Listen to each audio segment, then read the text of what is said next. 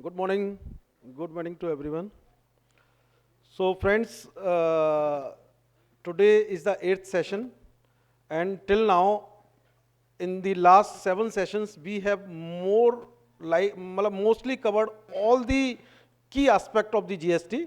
So now, after entering into the registration part, now we are entering into the procedural part. So from a day one, we need to know how I will raise my invoices, how I will file my invoices, what are the type of invoices I should raise, whether I should raise because we as a chartered accountant are not very much familiar with the type of provisions which are there in the excise and VAT and something. So they have compiled all the provisions relating to the VAT, excise and everything. So they have come up with the invoice, tax invoice and debit note, credit note. This is very peculiar feature. This is a very peculiar feature of the type of document one has to come up with and the basis of return they have to file with, because there is a very unique features under the GST, because everything is based on the GSTN network automation. So there are some procedural things which has come up with. So before starting this, I would like to share two three things. Number one, ki GST council or the authorities are very proactive. They have started their Twitter handle, and they are also clarifying certain things on a day-to-day basis. So just yesterday they have clarified 10 things. What are those 10 things we'll discuss, and then we'll move to our topic. So the first thing is like uh, carry forward of Krishi Kalyan cess. They said it is not eligible to carry forward. Swachh Bharat cess is not eligible to be carry forward. There's something more.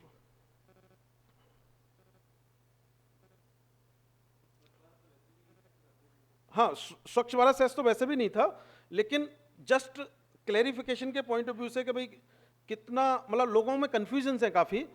सो पहला पहला उनका था कि there is no change in the format of GSTN.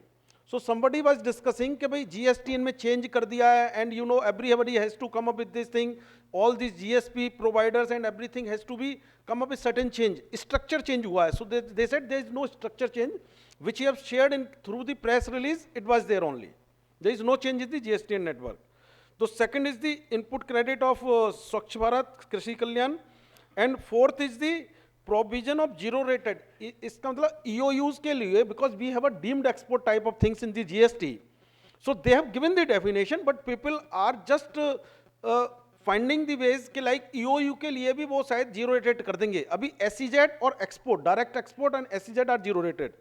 So zero rated शायद हम लोगों को सबको पता है क्या है जीरो रेटेड. तो जीरो रेटेड इज समथिंग कि जब हम आउटवर्ड सप्लाई करेंगे तो उनका इनपुट क्रेडिट मेरे के लिए रिफंड के लिए एलिजिबल है. And next is the supply. They said कि supply made to Jammu and Kashmir, because until unless the J&K is not included into the GST, so what will be the fate of the supplies made to J&K? So they said it will be considered as IGST. From where you are doing, and GST is applicable on the. They said somehow there is an predictions like they said that second-hand goods is not covered under GST. So second-hand goods is covered under GST. They have made it very clear. So you know, in the valuation rule, there is a valuation rule also relating to second-hand goods. A motor vehicle, whatever. If it is covered under supply, if it is not covered under supply, obviously there is no issue.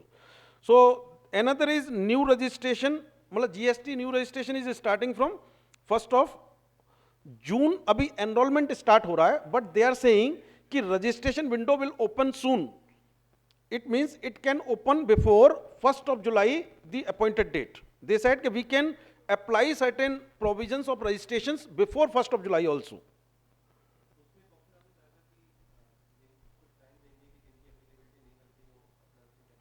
वो that as soon as the registration procedure will come or kick in into the system, then वो provisions में ही applicable है. Section 22 में ही applicable है कि if somebody who is presently registered will move into the GST, By filing on provision, he will get the provisional registration certificate, and if he is not supposed to get registration in GST, then he will file an application under a format, and so that his registration will be considered to be cancelled from the very beginning, from the day when it transit into the GST. And there is no provision, they said there is no provision for the, people are saying कि नहीं नहीं कुछ आएगा area based के लिए, बद्दी के लिए, J&K के लिए, and area based exemptions जितनी थी they have clarified, nothing doing, no exemptions, no exceptions, no forms, and no area based exemptions. So they have made it very clear, so that because the people are not being ready, getting ready for doing this, so उन्होंने कहा भाई ये clarify कर देते हैं. And the last is they said that they have not come up with the rates in textile, because textile industry is quite furious, like what type of rate will be there. So they said no, not textile and ready-made garments and other. So GST Council is started their meeting today, and maybe they may work on certain rates on the textile, ready-made garments and jewelry part, or there are certain other rules which they may finalize today. So that is the update as of now. So with this, now we will go. Yes. Yes, zero. There are two things I would like to clarify again. There are two things. One is a nil rate tax. Second is a concept called zero rated supplies. So there is a very much, there is a vast difference into these two concepts. So one concept is something which has a GST rate of 0%, 0 rate. So this is zero rate 5%, 0%, 5%, 12%, 18%, and 28%. But zero rated supply is a concept which is come into the IGST under section 16. So the concept is specifically for two type of industries, two type of categories. One is for the export, and second is for supply to or from SEZ. So in these two categories only, these supplies made by these type of organization will be considered as zero rated.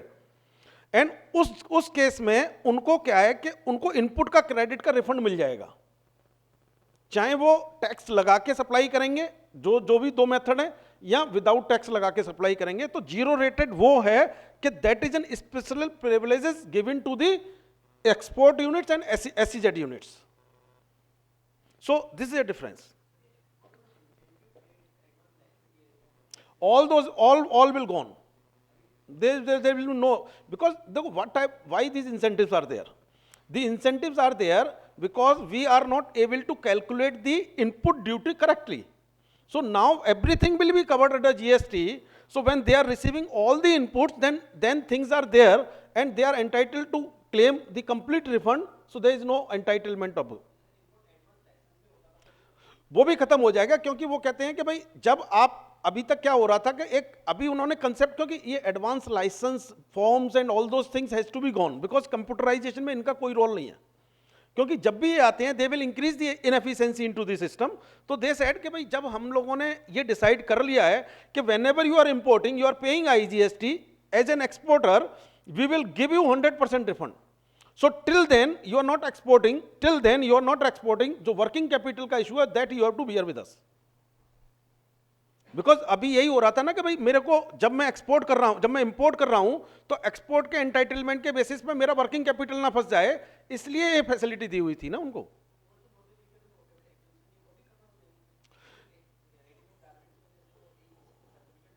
हाँ नहीं, वो सारे जितने भी certification हैं, जितने भी issues हैं, वो कोई भी सिस्टम में अभी नहीं आ रहा है. अभी मेरे हिसाब से कोई भी किसी तरीके का एडवांस लाइसेंस, किसी तरह का EPEC certification on all those things will not be required. Only two things will be required कि जब आप एक्सपोर्ट कर रहे हो तो एक्सपोर्ट के लिए एक्सपोर्ट कब माना जाएगा, सर्विसेज का और गुड्स का. उसके लिए अगर कोई सर्टिफिकेशन किसी बॉडी से रिक्वायरमेंट है वही होगी. इसके अलावा बेनिफिट कोई मिलेगा उसका, इस तरीके की कोई रिक्वायरमेंट मेरे हिसाब से नहीं होगी. हाँ.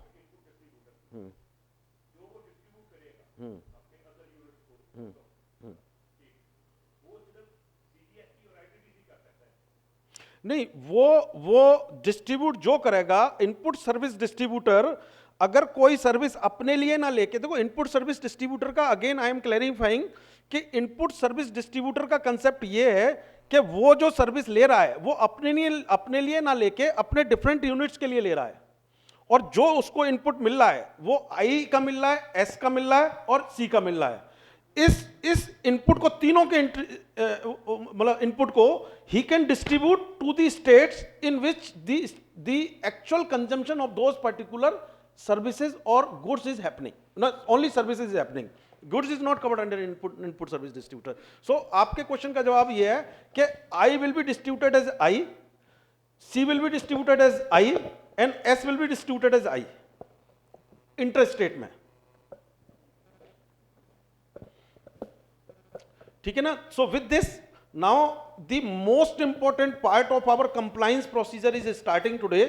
रजिस्ट्रेशन हम लोगों ने सारा सब देखा है, लेकिन हम बहुत ज़्यादा एक इंपॉर्टेंट एस्पेक्ट ये रहता है कि भाई ये जो टैक्स इनवॉइस हैं, किस तरीके के रूल्स हैं, कब टैक्स इनवॉइस रेज करना है, कितने अमाउंट का टैक्स इनवॉइस रेज करना है, अगर नहीं करेंगे तो क्या होंगे, कौन सी सप्लाईज है जिस पे टैक्स इनवॉइस रेज करना है, कौन सी सप्लाईज है जिसमें, मतलब किस तरीके से प्रोसीजर पूरा उन्होंने आर्किटेक्चर बनाया हुआ है इसका, और उसका हर पॉइंट का रिलेवेंस है वो किस तरीके से है, क्योंकि without understanding this we can not move a step further. अभी तक जो भी हमने समझा है उसमें जो हमने बेसिक कंसेप्ट समझे हैं, लेवी सेक्शन हमने समझा है कि what is the levy, before that levy से पहले हमारे पास क्या, सप्लाई क्या है, कंसीडरेशन क्या है, बिजनेसेस क्या है, important definitions which will define some supply as a taxable supply और नॉट टैक्सेबल सप्लाई।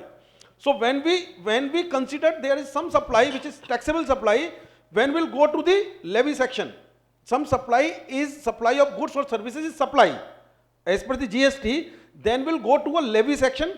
इस levy section में हम जाके देखते हैं कि वो किस तरीके से हमने उस पर C और S लगाना है या I लगाना है, going to the CGST Act और IGST Act। जब हमें ये पता लग जाएगा कि भाई कैसे लगाना है, लोकेशन ऑफ द सप्लायर मेरे को पता है, उसके बाद में हमें प्लेस ऑफ सप्लाई डिफाइन करना है उस पर्टिकुलर सप्लाई का। हर supply, every supply should have a place of supply. अभी हम इनवॉइस में भी देखेंगे कि हमें इनवॉइस लेवल पर डालना पड़ेगा where is a place of supply. So place of supply, location जहां से मैं इनवॉइस रेज कर रहा हूं वो लोकेशन, और अगर कोई दूसरी लोकेशन है जहां मेरा स्टॉक रखा है वो लोकेशन, तो उन दोनों में जो मेरे को आई लगाना है या सी लगाना है इनवॉइस लेवल पे ही डिफाइन करना है, क्योंकि ऑब्वियसली जब मैं इनवॉइस रेज करूंगा तो मेरे को वही डिफाइन कर रहा है। सो हमने टाइम ऑफ सप्लाई, मेरे को कब टाइम ऑफ सप्लाई, टैक्सेबल मतलब टैक्स पेबल कब है, किस टैक्स पीरियड में, किस टैक्स पीरियड में मेरी ये सप्लाई है, मेरे को टैक्स पे करना है, ये मेरे को टाइम ऑफ सप्लाई से पता लगा। प्लेस ऑफ सप्लाई और लोकेशन सप्लाई से मेरे को पता लगा टाइप ऑफ टैक्स क्या फाइल करेंगे। इनपुट टैक्स क्रेडिट के सारे प्रोविजंस मेरे को ये बताते हैं कि इनवॉइस लेवल पे हर रजिस्टर्ड पर्सन को इनवॉइस लेवल पे अपने हर इनवॉइस के अगेंस्ट में चीजें डिफाइन करनी पड़ेंगी कि कौन सा इनपुट टैक्स क्रेडिट है, मतलब एक इनवॉइस पे अगर कोई इनपुट टैक्स क्रेडिट है, whether it is exclusively for taxable purposes, exclusively for exempted purposes, and किस तरीके से वो कहां है, तो वो हम सारी चीजें आज डिफाइन करेंगे। And this is very very important to understand the tax invoices. The second chapter we will take the GST return procedure, which is very unique world over. It is not there anywhere, the 160 countries which have adopted GST as of now, because we have come up with a concept called ki interlocking of the credits. Interlocking of the credits यानी कि supplier will get credit, only his supplier will pay the tax and file the return. So this concept is not anywhere in the world. There are some economies which have started this concept, but they have to get back this concept. हमारे country में उन्होंने इसको क्योंकि states की बड़ी जबरदस्त demand थी कि अगर ये नहीं होगा, क्योंकि काफी स्टेट गवर्नमेंट ने ऑलरेडी अपने इसमें लेके आए हैं, and there are so many high court में इसके कॉन्स्टिट्यूशनल वैलिडिटी के अभी भी केसेस चल रहे हैं।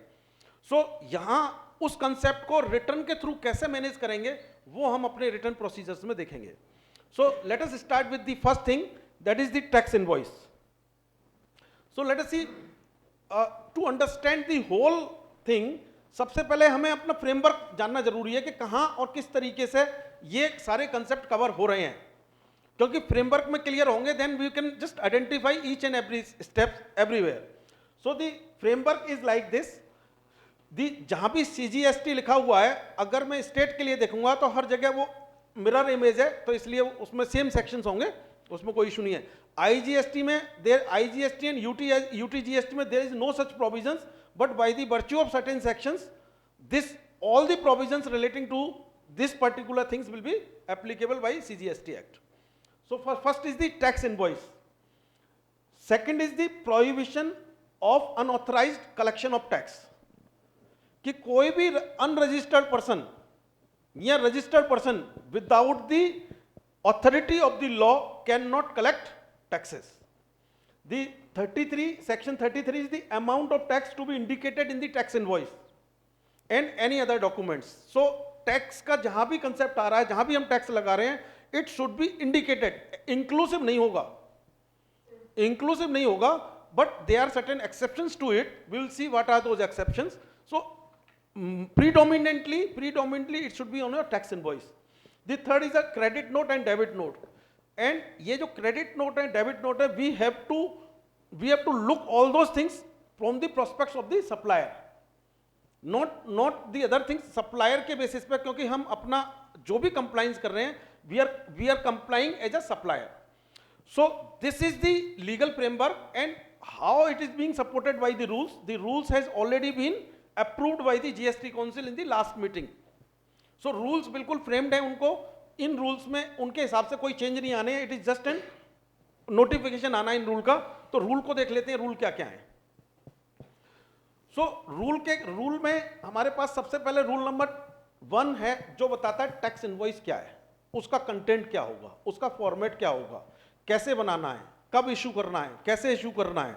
So all those things, जो भी आपके पास tax invoice से related questions हैं, वो हम क्वेश्चंस रूल नंबर 1 में उन्होंने कवर किए हुए हैं.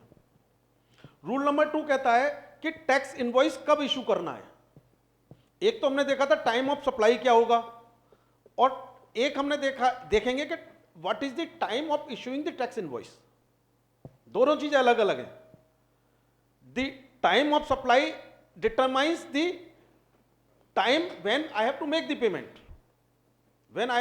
Payment, and time of issue of invoice determines when I should issue the tax invoice.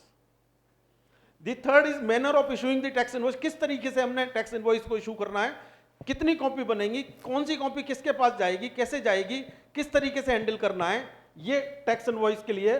अगर tax invoice नहीं होगा तो दूसरा डॉक्यूमेंट क्या है. जैसे अगर कंपोजिशन डीलर है, obviously he is not entitled to issue tax invoice, तो वो क्या इनवॉइस इशू करेगा. He is a registered person, they said कि वो बिल ऑफ सप्लाई इशू करेंगे. इसी तरीके से कोई रजिस्टर्ड पर्सन अगर एग्जेम्प्टेड गुड्स की सप्लाई कर रहा है तो वो टैक्स इनवॉइस नहीं इशू करेगा, वो क्या इशू करेगा, बिल ऑफ सप्लाई इशू करेगा. रिसीट वाउचर क्या है, एडवांस पेमेंट आ गया तो सप्लायर को रिसीट वाउचर इशू करना है. रिसीट वाउचर इशू करना है. रिसीट वाउचर से रिलेटेड क्या प्रोविजन है, बड़े कंफ्यूजन से रिसीट वाउचर से रिलेटेड, वी विल सी क्या कंफ्यूजन है. जैसे मानो मैंने रिसीट वाउचर मेरे को आ गया, और वो पहले तो ये देखना है कि रिसीट वाउचर के लिए रिसीट वाउचर के कंटेंट क्या है, रूल में पता लगेंगे. जैसे अगर मैंने कोई एडवांस रिसीव कर लिया तो मैं किस सप्लाई के अगेंस्ट उसको एडजस्ट करूंगा, कितने परसेंट वाली. अगर मैं मल्टीपल प्रोडक्ट सप्लाई कर रहा हूं, 5%, 10%, 5%, 12%, 18%, तो मैं उस एडवांस को किस रेट के अगेंस्ट एडजस्ट करूं, और वेदर इंटरस्टेट एडजस्ट करूं या इंटरस्टेट एडजस्ट करूं, अगर वो इनवॉइस एडवांस रिसीट टाइम पे क्लियर नहीं है. तो अगर क्लियर है कि एक सप्लायर है, उसने मेरे को दिया, उसको पता है मैंने वहां सप्लाई करनी है, उसको पता है ये आइटम लेना है, तब तो कोई कंफ्यूजन नहीं है. लेकिन कई बार एडवांस वैसे रिसीव किया जाता है, ये पता नहीं होता किस यूनिट को जाएगा, कौन सा आइटम जाएगा. तो उस केस में क्या रिसीट वाउचर में किस तरीके से उसको हैंडल करना है. Next is refund voucher. Refund voucher is what is refund voucher. आपने जो एडवांस रिसीव किया और सप्लाई नहीं करनी थी उसकी, या कोई भी बात थी, उसकी वजह से आपने रिफंड कर दिया, तो रिफंड वाउचर आपने इशू करना है. इसका इशू सिर्फ ये है कि हर चीज इंटरलिंकिंग होनी चाहिए. अगर कोई एडवांस आपके पास खड़ा हुआ है जीएसटीएन पे, तो जब आप एडवांस डालेंगे जीएसटीएन पे, तो वहां वो एक आपको यूनिक आईडी क्रिएट कर देगा, और जब आप रिफंड वाउचर डालेंगे तो यूनिक आईडी से नॉकअप होगा या इनवॉइस से नॉकअप होगा. वो इनवॉइस से नॉकअप होगा तो उसको सप्लाई, रिमेनिंग अमाउंट की सप्लाई हो जाएगी. अगर invoice full amount advance receive कर लिया है तो उस पर टैक्स नहीं चार्ज करना आपने. That is basically the scenario we have to come up with, and that is very clear under the GSTN network. So next is the payment voucher. So what is this payment voucher? What is this payment voucher? At the time of payment, the PC At the time of payment, we have to issue the like the supporting of the the stationery, like all the detail will be there. What is the tax component? What we have deducted and all. in case of reverse charge, he's right. In case of reverse charge, if I am making an advance payment, in case of reverse charge, because reverse charge mein I have to raise an invoice and I have to, if I am making the advance to the unregistered person or some person other than this person, तो मेरे को advance जब, तो ये भी GST में जाएगा, क्योंकि आप जब एडवांस पे कर रहे हो उसी समय आपका चार्जेबल टू टैक्स हो जाएगा, उस समय जमा करना है आपने.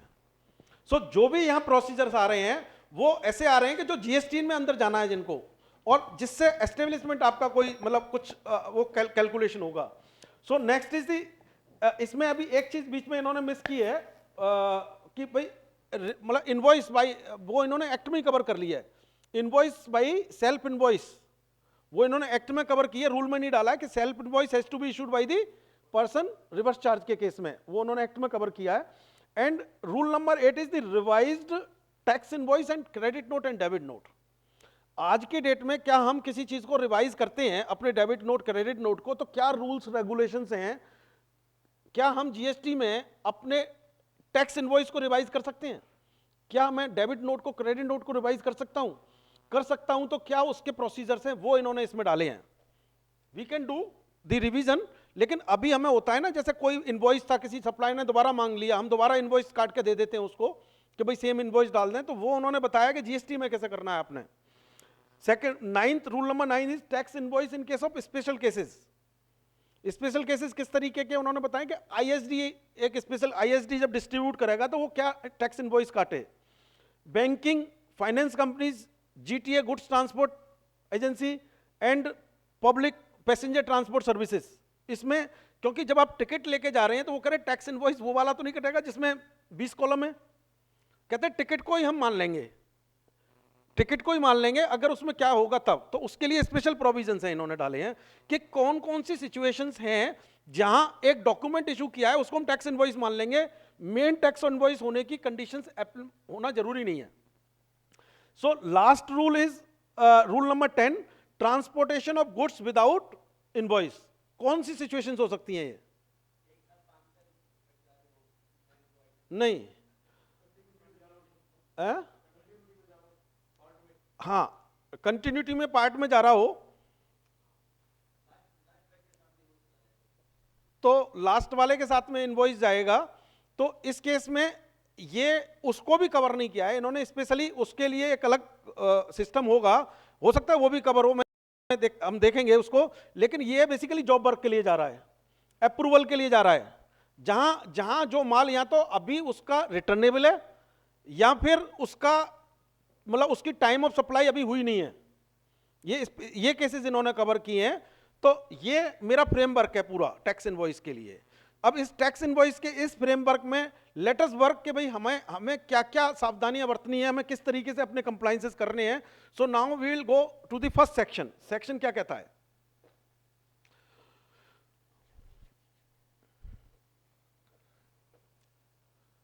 सो this is section 31 which says time of issue of tax invoice for the supply of goods. So goods, और यहां भी हमारा इशू आ गया, गुड्स के लिए अलग है टाइम और सर्विसेज के लिए अलग है. जब हमने टाइम ऑफ सप्लाई पढ़ा था तो तब हमने इस सेक्शन का रेफरेंस लिया था, आपको ध्यान हो तो, कि भाई हमने ये सेक्शन 31 सेक्शन ये बताता है कि भाई आपका टाइम ऑफ सप्लाई मतलब कब आपको टैक्स इनवॉइस इशू करना है. तो टाइम ऑफ सप्लाई में जब हमने टाइम ऑफ सप्लाई किया था उसमें एक क्लॉज ये था कि when the supplier is suppose to issue an invoice. ये भी था ना एक क्लॉज जिसमें अर्लीस्ट ऑफ द 3 था, दोनों के केसेस में था कि when the supplier is suppose to issue the tax invoice. तो वो हमने 31 से रेफरेंस लिया था, उसके लिए भी लिया था, गुड्स के लिए भी लिया था और सर्विसेज के लिए भी लिया था. तो लिंकिंग है इसकी time of supply section 12 and 13 के साथ. सो ये क्या कहता है गुड्स के लिए कब होना चाहिए टाइम ऑफ सप्लाई? क्लियर है कि भाई जब मैं गुड्स, अगर गुड्स में मूवमेंट है, अगर मैं गुड्स का रिमूवल रिक्वायर्ड है, तो at the time of removal आपको टैक्स इनवॉइस देना ही देना है। अगर रिमूवल रिक्वायर्ड नहीं है तो at the time of the goods make available to the recipient.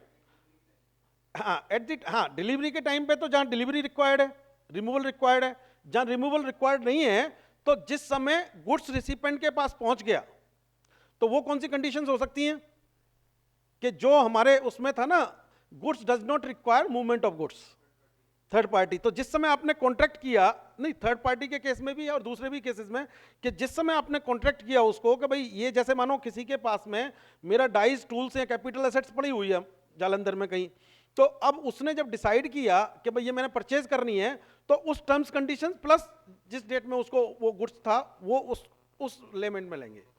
तो इसमें पहली कंडीशन, पहला हो गया 31(1)(a) जो फर्स्ट बॉक्स है, थर्ड बॉक्स है 31(1)(b)। तो गुड्स के केस में दो कंडीशन हो गई। अब वो गुड्स कौन सा कि सेल ऑन अप्रूवल बेसिस। अगर मैं सेल ऑन अप्रूवल बेसिस करता हूं तो मैं क्या इशू करूंगा? चालान इशू करूंगा पहले, जब फर्स्ट पार्ट में। लेकिन उसका टैक्स इनवॉइस कब जाएगा?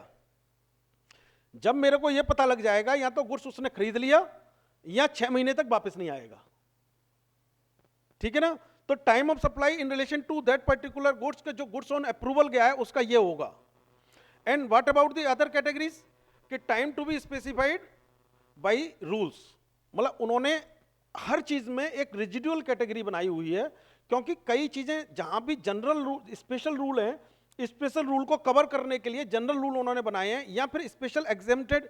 भाई जैसे बहुत सारी ऐसी इवेंट्स हो सकती हैं कि जहां उनको इस चीज का एग्जेम्पशन देना पड़े, तो उन्होंने वो सारी चीजें रूल 2 में डाली हुई हैं।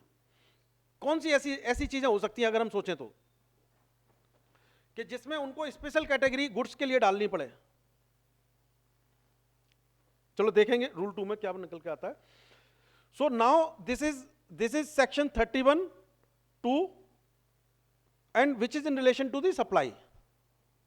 तो सप्लाई के लिए क्या कहता है ये?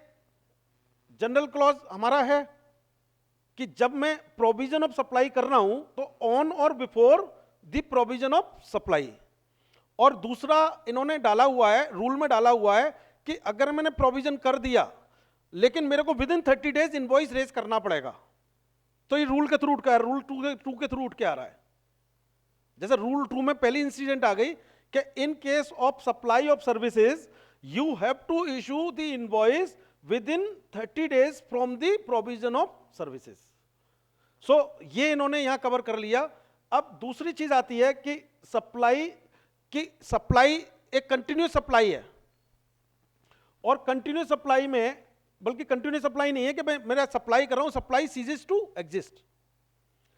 तो उस केस में कहते हैं एट द टाइम मेरा एक कॉन्ट्रैक्ट हो गया कि भाई मैंने ये सप्लाई करना है आपको, और बीच में वो कॉन्ट्रैक्ट मेरा रिमूव हो गया कि भाई सीजेस हो गया कॉन्ट्रैक्ट, मतलब एग्जिस्ट नहीं करता। तो जिस डेट में वो कॉन्ट्रैक्ट एग्जिस्ट हुआ है उस डेट को मेरे को जितनी सर्विस मैंने प्रोवाइड कर दी है उतने का बिल मैंने इनवॉइस, टैक्स इनवॉइस रेज करना है सर्विसेज के केस में। ठीक है ना?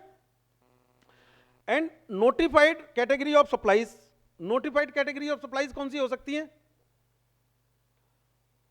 नोटिफाइड कैटेगरी जो सेंट्रल गवर्नमेंट और स्टेट गवर्नमेंट नोटिफाई करें with the approval of the, with the recommendation of the central GST council.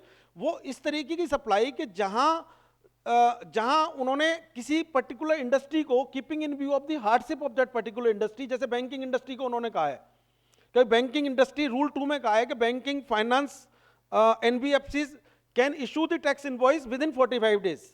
जैसे सर्विस के लिए उन्होंने वहां कह दिया 30 डेज, वो कहते हैं हमें पता नहीं चलता कई बार, तो वो रूल 2 में हम देखेंगे। तो ये, और जैसे उन्होंने पैसेंजर ट्रांसपोर्ट के लिए, जीटीए के लिए उन्होंने स्पेशल कैटेगरीज बनाई हुई है क्योंकि दे आर और सर्विसेज, तो वो स्पेशल रेजिडुअल क्लॉज है ये। सो this is about the time of issue of tax invoice in case of a taxable supply. So now what about the time in relation to the continuous supply of goods or continuous supply of services? कोई continuous supply of goods का example ले सकते हैं हम? क्या हो सकता है?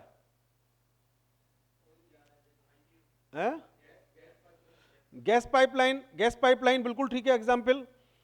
दूसरा, क्योंकि गैस हमारे स्कोप में नहीं है, या हो सकता है ऑक्सीजन, कार्बन और हो, नेचुरल गैस ही नहीं है, तो गैस का बहुत अच्छा एग्जाम्पल है। इलेक्ट्रिसिटी वो भी बाहर है अपने जीएसटी से, लेकिन हम कुछ ऐसा भी कर सकते हैं कि भाई मैंने एक मास्टर कॉन्ट्रैक्ट कर रखा है किसी कंपनी के साथ में, और 1000 पीस का मेरा कॉन्ट्रैक्ट है, जब भी बनते जाएंगे वो सप्लाई करता जाएगा। कौन सा? नहीं, ऑडिट पूरे साल की करते हैं, वो कंटिन्यूस सप्लाई में नहीं आएगा। कंटिन्यूस सप्लाई में, क्योंकि ऑडिट आपको एक समय रिपोर्ट बना के करनी होती है। देखो, अगर आपने इंटरनल ऑडिट है कोई भी चीज, अगर जिसमें सर्विस वाले को नीचे देखेंगे तो नीचे में 3 कैटेगरी की है, पहले गुड्स को कर लेते हैं फिर सर्विस को करते हैं।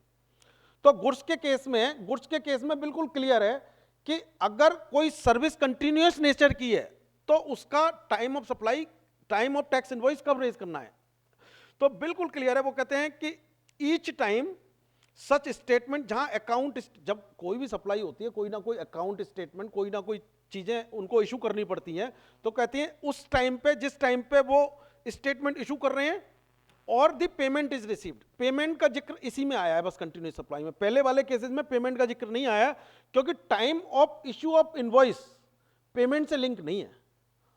Only in case of continuous supply it is linked with the payment, otherwise ये पेमेंट से लिंक नहीं है। क्योंकि अगर पेमेंट से लिंक होता तो एडवांस के केस में वो टैक्स इनवॉइस इशू हो जाता और वो क्रेडिट ले लेता। समझ रहे हैं ना, मतलब लिंकेज कि किस तरीके से उन्होंने लिंक बनाया हुआ है इसका।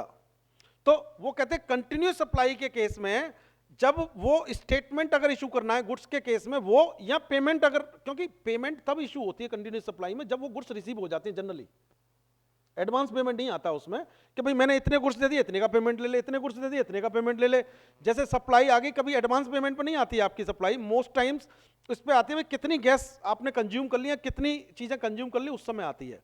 तो वो हो गया। सर्विसेज के केस में क्या कहता है ये continuous supply? Due date ascertainable from the contract. जैसे वो कहते हैं कि भाई ड्यू डेट आपने एसर्टेन कर दी।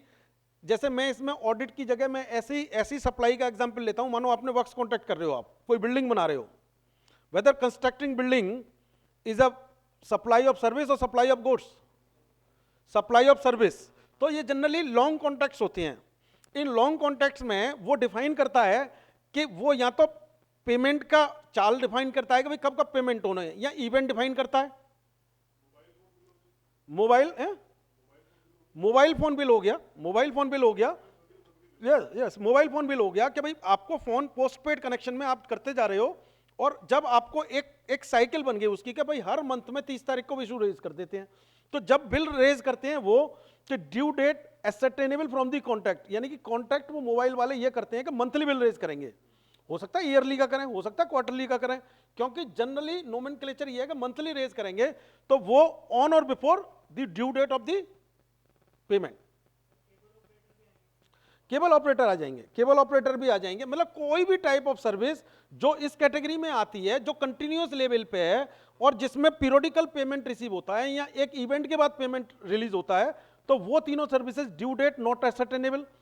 तो नॉट एसर्टेनेबल है तो ऑन और before the time supplier receives the payment.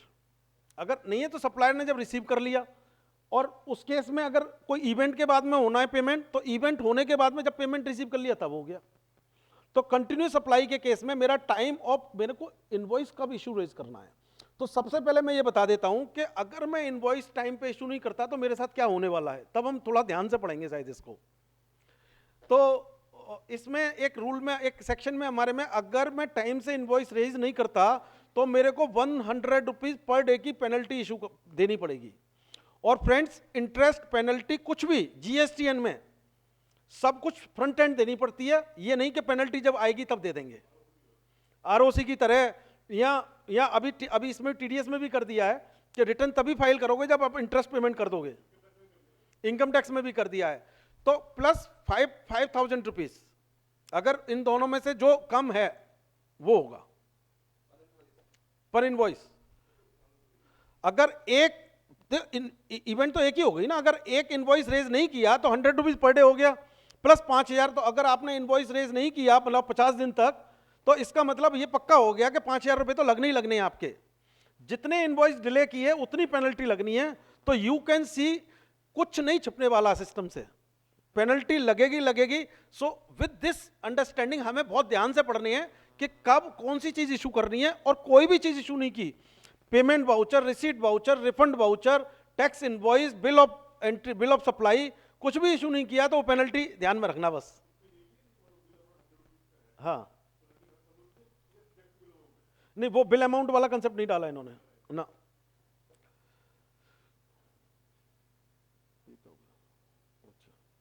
तो अभी हमने टाइम ऑफ सप्लाई किया है, time of issuing of the tax invoice in case of goods and services, वो कंप्लीट हो गया हमारा, कब कब हमने करना है। Now will see some special provisions. अभी इसको करने से पहले मैं टैक्स इनवॉइस को ले लेता हूं, टैक्स इनवॉइस में क्या क्या है, और फिर इस पे आएंगे।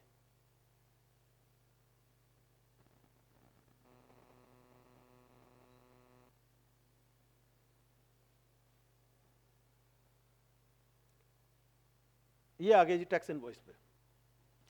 तो टैक्स इनवॉइस में लोगों के बहुत सारे क्वेश्चंस हैं कि टैक्स इनवॉइस में अपनी मर्जी से बना सकता हूं, क्या क्या होना चाहिए, कोई फॉर्मेट प्रोवाइड किया है जीएसटीएन ने, या मैं किस तरीके से बनवाऊं, क्या उसका नंबर डालूं, नंबर कैसे होने चाहिए, किस तरीके से होने चाहिए।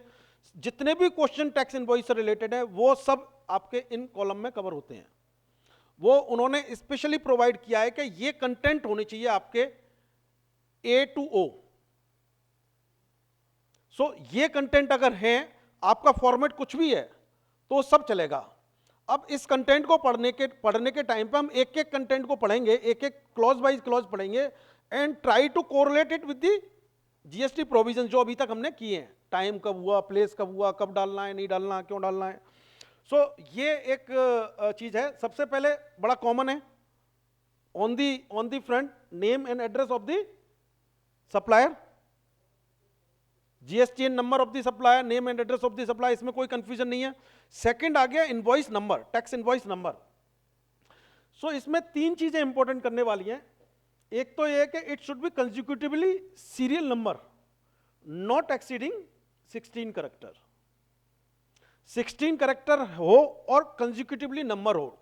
नंबर कंसेक्यूटिवली कब का हो, मंथली हो, ईयरली हो, या मल्टीपल चेंज चला सकते हैं। जैसे लोग कह देते हैं मैंने अभी ये मंथ की चला दी, ये दूसरे मंथ की चला दी, ये इस प्रोडक्ट की चला दी, ये उस प्रोडक्ट की चला दी, कैन आई डू दिस।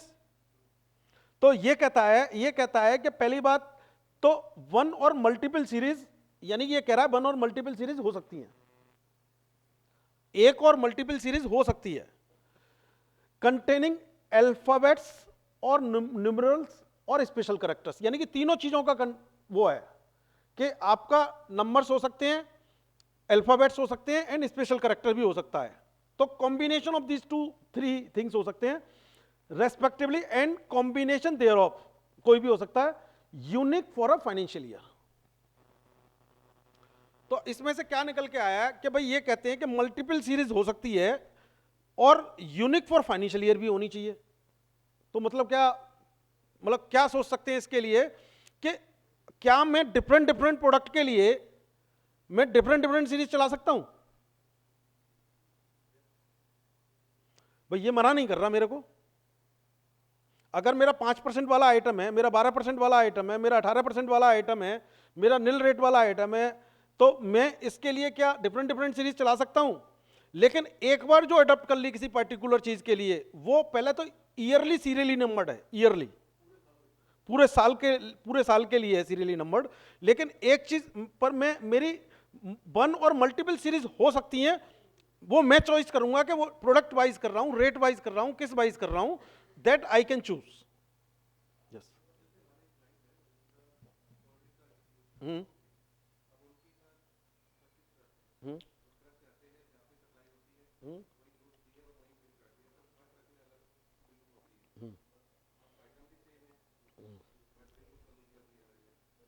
आपको फिट करना पड़ेगा इसमें, ये जो जीएसटी के रूल हैं इसमें फिट करना पड़ेगा। क्योंकि पहली बात तो ये आज की डेट में हो ही नहीं सकता कि आप जा रहे हो, उसको सप्लाई कर दी, वहीं बिल काट दिया। नहीं, परमिशन ले रखी फिर तो कोई बात ही नहीं, इसमें परमिशन मिलेगी नहीं। ई वे बिल का कंसेप्ट है इसमें ऐसा नहीं हो सकता कि आप उसके दुकान पे जाओ और उसको माल सप्लाई करो, वहीं उसका बिल बना दो। It is not possible. है?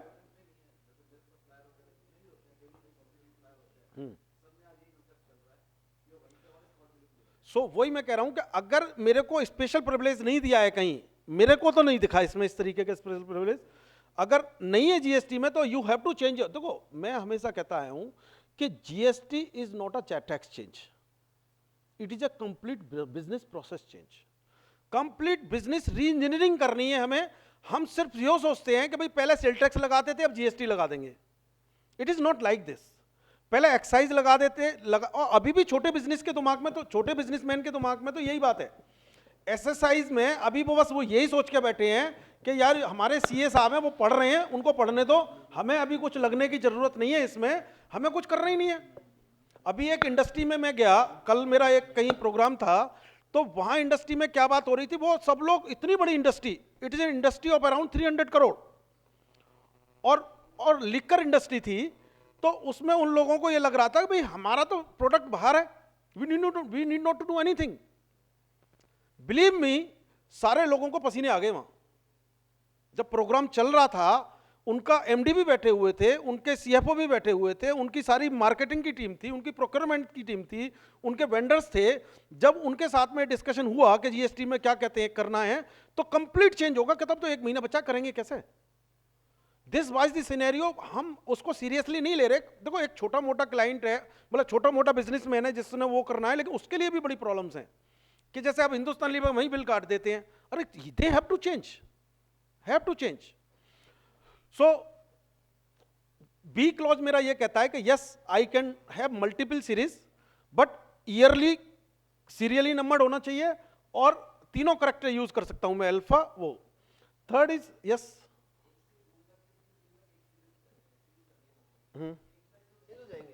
हाँ जीएसटी आने के बाद में फिर वो चालू हो जाएगी वो। नहीं, ये 1 जुलाई को फिर वो 1 नंबर से शुरू होगा या 30 जून को जैसे 100 काट दिए? नहीं, जीएसटी में आने के बाद में ईयरली का मतलब वो जीएसटी आने के बाद में ये रूल अप्लाई होंगे, उसमें आप 1 से स्टार्ट करोगे, 1 से स्टार्ट होगा। इनवॉइस ही दूसरी बनेगी ना, इनवॉइस ही कंप्लीट चेंज हो जाएगा, सारा कुछ चेंज हो जाएगा उसमें, बिल्कुल।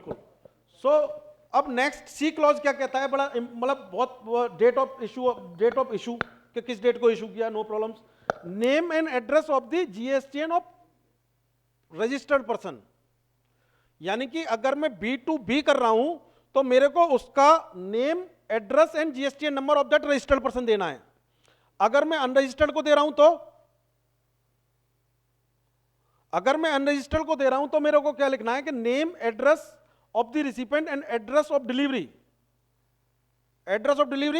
कि कहां मैं डिलीवर कर रहा हूं उस अनरजिस्टर्ड पर। क्यों मांग रहा है address of delivery? Place decide करने के लिए। और इस केस में पहले वाले केस में, क्योंकि जैसे मैं जीएसटीएन डालूंगा तो उसके जो भी जीएसटीएन दे रहा है रजिस्टर्ड पर्सन का, वहां से मेरे को पता लग जाएगी कि ये इसका प्लेस वहां है। इसका मतलब कहीं ना कहीं अगर मैं कनेक्ट करना चाहूं इस रूल को उस रूल से जिसमें जो ये कह रहा था कि भाई प्लेस ऑफ सप्लाई कहां होगा इन केस ऑफ गुड्स, तो वो कहता है अगर काउंटर सेल है, ऑन दी काउंटर सेल है, तो अगर कोई मेरे पास रजिस्टर्ड पर्सन आ रहा है, अपना जीएसटीएन दे रहा है, तो मैं यहां से ये क्लू ले सकता हूं कि वो मैं वहां कर दूंगा, चाहे डिलीवरी मैं कर रहा हूं चाहे वहां कर रहा हूं। सो वो जो इनकंसिस्टेंसी हो रही थी वो कहीं ना कहीं इनडायरेक्टली आपको कहीं ना कहीं मिलेगी। सो रजिस्टर्ड पर्सन के केस में कोई कंफ्यूजन नहीं है। अनरजिस्टर्ड पर्सन के केस में वो कह रहा है कि प्लेस, एड्रेस ऑफ डिलीवरी बताओ and name of the state and it's code. भाई प्लेस बता दिया, पता ही नहीं लग रहा किस स्टेट का है, तो स्टेट को पैसा, जीएसटी में स्टेट्स की बड़ी इंपॉर्टेंस है, क्योंकि उन्हीं की वजह से आज जीएसटी एप्लीकेबल हो पा रहा है। अगर वही अग्री नहीं होते तो जीएसटी नहीं चल पाता। तो वो कहते हैं कि स्टेट का code and where the value of the taxable supply is 50,000 और मोर, यानी कि इन केस ऑफ 50,000 और लेस सप्लाई, अगर कम सप्लाई है तो उस केस में अगर ये चीजें नहीं हो तो चलेंगी। अनरजिस्टर्ड पर्सन के केस में, हाँ,